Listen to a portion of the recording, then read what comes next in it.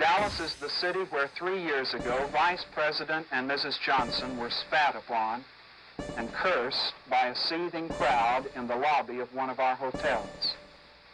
Dallas is the city where many leaders and officials expressed anxiety and fear of incident when first learning of the President and Mrs. Kennedy's intention to be our guests.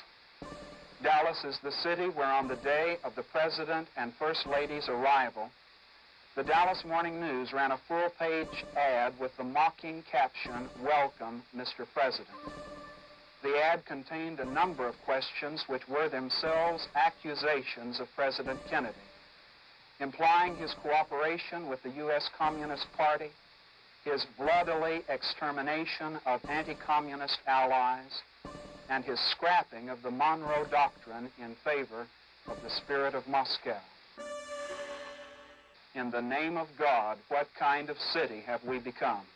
The eyes of Texas are upon you all the livelong day. It's not the individual person of Dallas. It's something evil, festering, stinking in this community. The eyes of Texas are upon you. You cannot get away. You who've written stories about the shame of Dallas and the rape of Americanism here know what I'm talking about. There's something that smells. And I want to get back to my own city because I'm going to vomit. The city of Dallas has always had a strong effect on people. Long before Kennedy had been elected president, Dallas was recognized as a center for right-wing agitation and was home to a number of extremist groups.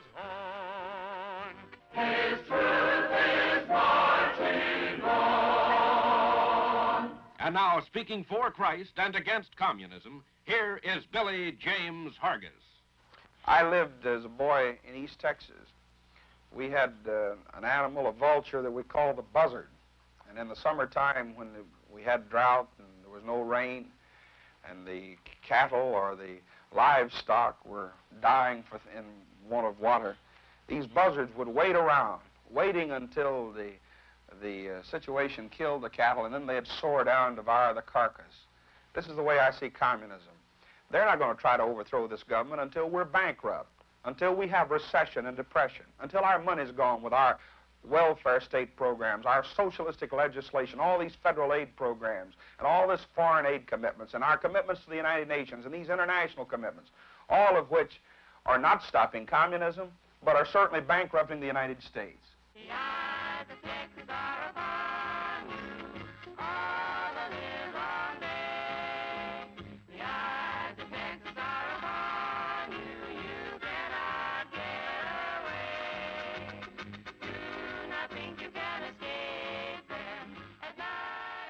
Yes, the citizens of Dallas were always perceived as a little angrier, a little meaner, and a little louder than the rest of us.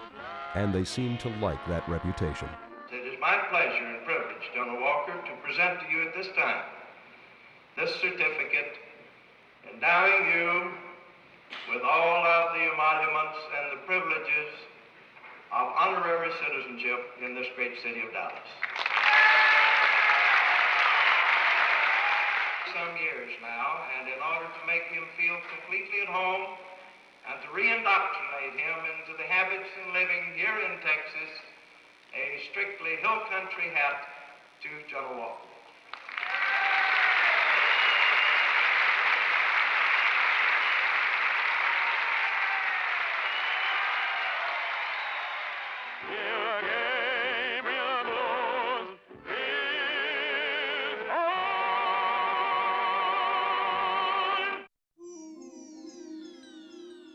In the months preceding the Kennedy assassination, a number of events caused great alarm in the city. On April 13th, a number of gunshots were fired at General Walker's home in Dallas. On October 24th, Adlai Stevenson was hit by placards wielded by Walker's more aggressive followers.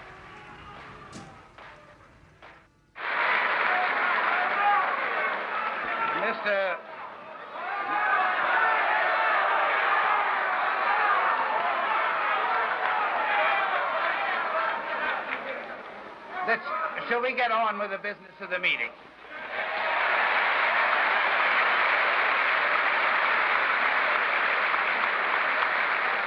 Surely, my dear friend, I don't have to come here from Illinois to teach Texas manners, do I? And on November 19th, 2 days before the arrival of President Kennedy, Alabama Governor George Wallace used Dallas to announce his candidacy to head the Democratic ticket for president. I was in San Antonio and Amarillo.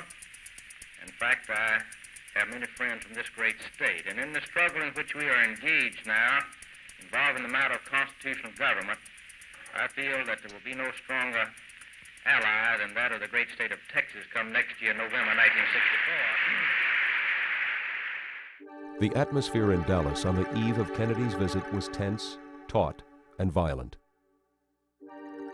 Police Chief Jess Curry was concerned enough to confront the atmosphere in a statewide television address. Because of the unfortunate incident which occurred here during the visit of Ambassador Stevenson, people everywhere in the world will be hypercritical of our behavior. Nothing must occur that is disrespectful or degrading to the President of the United States. He is entitled to the highest respect of all of our citizens. And the law enforcement agencies in this area are going to do everything within their power to ensure that no untoward accident or incident occurs. We will take immediate action if any suspicious conduct is observed, and we also urge all good citizens to be alert for such conduct. It's wonderful to see you all here this morning, and we now are going to have the pleasure of hearing from Fort Worth's finest, the Texas Boys Choir. On November 22nd, Kennedy arrived in the city of Fort Worth with Texas Governor John Conway.